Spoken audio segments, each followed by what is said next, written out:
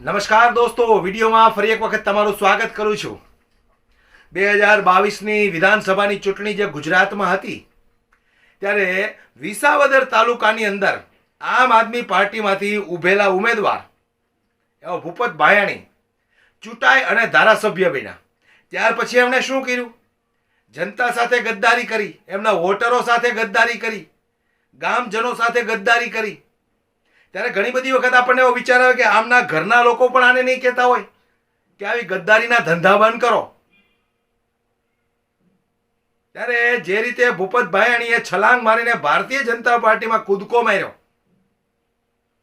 એ ભૂપત ભાયાણીના ઘણા બધા કિસ્સાઓ આપણે જોયા છે કે હોટલની અંદર કોઈ પારકી મહિલાને લઈને પણ પહોંચી ગયા હતા. એ પણ વિડીયો સોશિયલ મીડિયામાં ખૂબ વાયરલ થયો હતો. હવે એ મહિલા સાથે એ શું કરવા માટે ગયા હતા એ તો ખબર નથી, પણ કેમેરામાં આ બધું કેદ થયું હતું. કોઈ બીજાની મહિલાને લઈ અને હોટલમાં પહોંચી ગયા હતા. શું કરવા ગયા હતા એ તો રામ જાણે. હવે આ રાખડી બંધાવવા માટે તો ગયા ન હોય ત્યાં. પણ ખેર, મારે જે વાત કરવી છે, જે રીતે ભૂપત ભાયાણીએ રાહુલ ગાંધી ઉપર ટિપ્પણી કરી છે કે રાહુલ ગાંધી નપુંસક છે, તો મારે ભૂપત ભાયાણીને એટલું કહેવું છે કે તમે એની પાસે જઈને ટેસ્ટિંગ કરાવ્યું? તમે એની પાસે ટેસ્ટિંગ કરાવ્યું છે કે રાહુલ ગાંધી નપુંસક છે?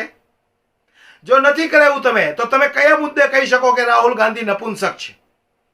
મારી નજરમાં તો એ વ્યક્તિ નપુંસક છે કે જે પોતાના પરિવારની જવાબદારીથી પોતાના ઘર પરિવારને છોડીને ભાગી જાય છે. પોતાની પત્ની હોય તો પત્નીને છોડીને ભાગી જાય છે, એમના બાળકોને છોડીને ભાગી જાય છે, એમની માતા બહેનો ભાઈઓને છોડીને આ પોતાની જવાબદારીથી છટકીને જે ભાગી જાય ને, એ વ્યક્તિ મારી નજરમાં નપુંસક કહેવાય. सॉरी, मैंने किसी का नाम नहीं लिया है, इसलिए अंधभक्तो आप ज्यादा उछलना मत.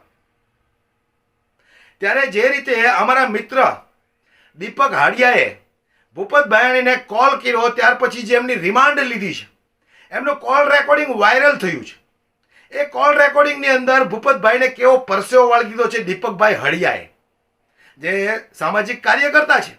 કોઈ પક્ષ સાથે એમને લેવા દેવા નથી દીપકભાઈ હળિયાને, પરંતુ જે રીતે એક નેતા ઉપર આવી રીતે અભદ્ર ટિપ્પણી કરે કે ભાઈ એ નપુંસક છે, ત્યાર પછી દીપકભાઈ હળિયાએ એને કોલ કર્યો અને એ કોલની અંદર શું વાતચીત થઈ છે એનું રેકોર્ડિંગ વાયરલ થયું છે. અને ભૂપતભાઈને કેવો પરસેવો છૂટી ગયો છે, આવો આપણે એક કોલ રેકોર્ડિંગ સાંભળીએ. રાહુલ ગાંધી જેવા નપુંસક વ્યક્તિત્વના હાથમાં દેશની કમર ન સોંપી શકાય. હાલો, હાજી ભાઈ. ભૂપતભાઈ બોલો. હા હા, સુરત થી આહિર દીપક હડિયા બોલો. નમસ્કાર દીપકભાઈ. નમસ્કાર. નમસ્કાર નમસ્કાર. તમે તે ઓલા જે આપમાંથી ભાજપમાં ગયા એ જ ને? હાજી ભાઈ. બરોબર. તો તમે રાહુલ ગાંધી વિશે જે ટિપ્પણી કરી આજે કે ભાઈ નપુંસક છે, તમે ટેસ્ટિંગ કર્યું એનું? ના, એમાં એવું છે હરિયાભાઈ, એવો કોઈ આશય કે એવો બિલકુલ ઈરાદો ન હતો અને મેં મીડિયા સમક્ષ દિલગીરી પણ વ્યક્ત કરી દીધી છે. એમ નહીં, તમારે મંચ ઉપરથી એક ક્ષત્રિયોનું અપમાન કરે છે અને એક તમે પાછો બફાટ કરો છો ને? હરિયાભાઈ, વાત આપ કરો છો બરાબર છે, પણ મારો કોઈ એવો ખરાબ આશય કે એવો ઈરાદો ન હતો.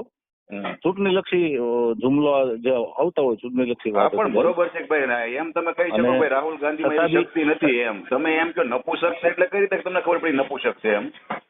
ના ના, આપ વિડીયો સરખો જોઈ લ્યો. મેં એવું નથી જોયો 10 વાર જોયો ને હજી હું ટેસ્ટિંગ જોઉં જ છું. હા, મેં એવું કીધું હતું કે ભાઈ એવો નપુંસક વ્યક્તિત્વ એવું મારાથી બોલે કીધું. બાકી મારો એવો કોઈ ખરાબ ઈરાદો નતો ભાઈ હડિયાભાઈ. હા, તમે કોઈ રૂપાલા વિશે બોલ્યા? એટલું મોટું થયું કાંડ કોઈ બોલ્યા કઈ? ના ના, નથી બોલ્યા. પણ છતાં બી મારું શું કહેવાનું, નહીં તમારા આકા છે, તમને સાંજે તમને ઘર ભેગા કરી દે ને. ઈ તો જે વ્યક્તિ દેશ માટે કઈક કરવા છૂટે છે તમે નપુંસક કહો છો ને? એટલે પેપર નહીં, મારી વાત સાંભળો, એટલે પેપર ફૂટ્યા, તમે ત્યાં બોલ્યા કે સરકાર નપુંસક છે એમ? કાલે બોલ્યા, અવાજ ઉઠાવ્યો? એ તો કોઈ પણ સરકાર હોય એવી ઘટના. મારા છોકરાના 2 ભવિષ્ય ખરાબ થયા હોય, 3 વર્ષ બગડ્યા, બરાબર? પેપર ફૂટે તો છોકરાને શું કરવાનું? અમારે જવાબ દેવાનો, અમારે તો શાંતિ દેવાનું ભાઈ, શાંતિ રાખ, આવતા વર્ષે વાત એમ. તો તમે એટલા મોટા સેવકો થાય અને તમે ઘરે એવું સરકારને પૂછ્યું કે આ સરકાર નપુંસક છે કે ભાઈ આને કોઈ યોગ્ય પગલા કેમ નથી લેતી એમ? ના, સરકાર પગલા લે જ છે ને. એમાં કોને નાખ્યા જેલમાં? મને બતાવો ને, જેલમાં પકડી નાખ્યા ઉપર સરકાર કાર્યવાહી તો કરી જ છે ને. જેલમાં કેટલાને નાખ્યા મને કહો ને? એટલે નાખી દીધા પકડીને એમ? કોઈ પણ દોષિત હોય એને થોડા છોડવાના હોય ભાઈ. હા પણ કેટલા મને 100 નામ આપો કે ભાઈ આને પકડી નાખી દીધો છે, આ પેપર પડ્યું છે એમાં નાખી દીધો એમ. જે જવાબદારો હતા બધા ઉપર કાર્યવાહી સરકારે કરેલી જ છે હરિયાભાઈ. તમે એક તો જનતાનો દ્રોહ કરો છો, તમે જનતા ચૂંટીને મોકલે છે, તમે રાતના પાર્ટી ફરી જાઓ છો, તમે આ લોકો તમને આ તમારું જમીર જીવે છે કે મરી ગયું છે મને ખબર નથી પડતી હવે. હરિયાભાઈ આપણે વધુ વાત હવે ટાળીએ, કેમ કે મેં આપને ખુલાસો બી આપી દીધો, મેં મીડિયા સમક્ષ પણ દિલગીરી વ્યક્ત કરી બરોબર દીધી છે, પણ આવું ધ્યાન રખાય ભૂપતભાઈ ના, કે ભાઈ આપની વાત સાથે હું સહમત છું. નપુસક છે એનો મતલબ શું થાય એમ. આપની વાત સાથે હું બિલકુલ સહમત છું અને મેં દિલગીરી પણ વ્યક્ત કરી ઈ છે. ઘરેથી કોઈની બાય છે એ પોતાની બાય છોડીને ઘરેથી વિયો નથી ગયો ને, ઈ વિયો ગયો હમ હમ તો પછી નપુસક કોને કહેવાય? ના, આપની વાત સાથે હું બિલકુલ સહમત છું, પણ એક એવા નિર્દોષ ભાવનાથી એવું ચૂંટણીલક્ષી વાત હતી હરિયાભાઈ. એવો ને કોઈ એક તો ખરાબ ત્યાંથી ઈરાદો ક્ષત્રિય નહોતો. સમાજ વિશે બેફાટ કરે છે કે ભાઈ લુલી લંગડી બુબડી જો એનો છોકરો આવી રાજા જ બને એમ, તોય તમે લોકો બોલવામાં તમારી હિંમત નથી કે ભાઈ આવું ન બોલાય એમ. ના, આપની વાત બરાબર છે. તમને એમણે તો પણ ઉલટાને મને તો માફી ક્યારેક ક્યારેક કેવું લાગે તમે ઓલા કે આગમાં ઘાસલેટ નાખો છો એવું લાગે.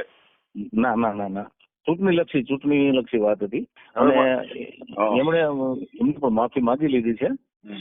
તમને હું પણ દિલગીરી વ્યક્ત કરું આ તો છું. ઠીક છે, મીડિયા સમક્ષ આ મેં તો ભાઈ દિલગીરી જનતા વ્યક્ત માફ કરી કરી દે છે, બાકી નકર હળગાવીને ઘાસલેટ ઘાલવાથી શું થાય આનો મતલબ? હળગે બે સમાજ વચ્ચે ના. તકરાર થાય, અરાજકતા ફેલાય ને. છે.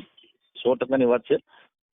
એટલે આવું ધ્યાન રાખવું ભાઈ, કોઈ પણ નેતા વિશે બપોટ ન કરે, આપણે આપણી સેવામાં ધ્યાન દે. હું જનતાની વચ્ચે સેવા કરું છું, તો કોઈ દિવસ કોઈ નેતા વિશે કોઈ દિવસ નથી બોલ્યો કાંઈ. ના હા ના, અમે બી નથી બોલતા, પણ હવે આ એક ચૂંટણીલક્ષી વાતો જે બધા આક્ષેપો પ્રતિ આક્ષેપો થતા હોય બરોબર, એટલે એવી રીતના જ વાત હતી. એમાં કોઈ ભાવનામાં કોઈ નહોતું, એમ કોઈ ખરાબ ભાવના નહોતી વસ્તુ, સમજ્યા ને હરિયાભાઈ? બરોબર છે. આપણે હું ટેસ્ટિંગ કર્યું હોય તો આપણને ખબર પડે કે આપણે ઈ નપુસક છે એમ. ટેસ્ટિંગ ના, કર્યા વગર ના, ટેસ્ટ ખબર જ ન પડે. નહીં, કોઈ પણ મેં વસ્તુ એવું આપણે ખાઈ તો કીધું ખબર પડે કે હતું. તીખું છે, મોળું છે, ખાટું છે, તો ખબર પડે. ના, વાત બરાબર છે આપની, પણ હવે હું આપને પણ કહું છું, દિલગીરી વ્યક્ત મેં મીડિયા સમક્ષ પણ કરેલી છે, જાહેર જનતા સમક્ષ. તો સારું, એટલું તો ધ્યાન રાખજો ભૂપતભાઈ, આવું ક્યાંય ન બોલતા બીજી વાર. હા હા, અને ક્યારેક મળજો ભાઈ. તમે તમારી વાત ઉપરથી મને એવું લાગ્યું કે તમે પણ એક જાગૃત નાગરિક છો. જાગૃત એટલે હું અત્યારે લોકોના પ્રશ્નો માટે વગર હું કોઈ પાર્ટીમાં ઇન્વોલ્વ જ નથી. અચ્છા, હા હા. હું પેલા સુરતમાં ક્યાં રહ્યો છો આપ? સુરતમાં વરાછામાં જયારે તમારો ઓલા જયારે ધર્મેશભાઈ ભંડેરી જયારે ભેટો થઈ ગયો ને ત્યારે હું થોડોક દૂર હતો, પણ છેટો પડી ગયો હતો હું. અચ્છા, હા હા, બરાબર. સારું, કાંઈ વાત નહીં, પણ થોડુંક ધ્યાન રાખજો બોલવામાં. ચોક્કસ હરિયાભાઈ, ચોક્કસ. કેમ થયું ભૂપતભાઈ? આ તો એક ચૂંટણીલક્ષી મુદ્દો હતો. ચૂંટણીલક્ષી મુદ્દો હતો તો ક્યારેય તમે અટલ બિહારી વાજપેયીને કેમ નપુંસક ન કીધા? બાલકૃષ્ણ અડવાણી વિશે કેમ તમે ટિપ્પણી ન કરી? નરેન્દ્રભાઈ મોદી વિશે કેમ ન બોલ્યા? પરસોત્તમ રૂપાલા વિશે કેમ ન બોલ્યા? વિજય રૂપાણી વિશે કેમ ન બોલ્યા તમે? ફક્ત ને ફક્ત વિપક્ષના નેતાઓ પર ટિપ્પણી કરવાની આ ભારતીય જનતા પાર્ટીના નેતાઓની હવે આ એક આદત પડી ગઈ છે. ઈમાનદારીથી એમની સામે તો જીતી શકે એમ છે નહીં આ લોકો, એટલે એના વિશે ટિપ્પણીઓ કરવાની, જનતાને એક પછી એક નવા મુદ્દાઓ આપી અને જે જૂના મુદ્દાઓ છે એનાથી ભટકાવાના. આ જ ભારતીય જનતા પાર્ટીનું કામ છે. ક્યારેક ક્યારેક તો આપણને એવું લાગે.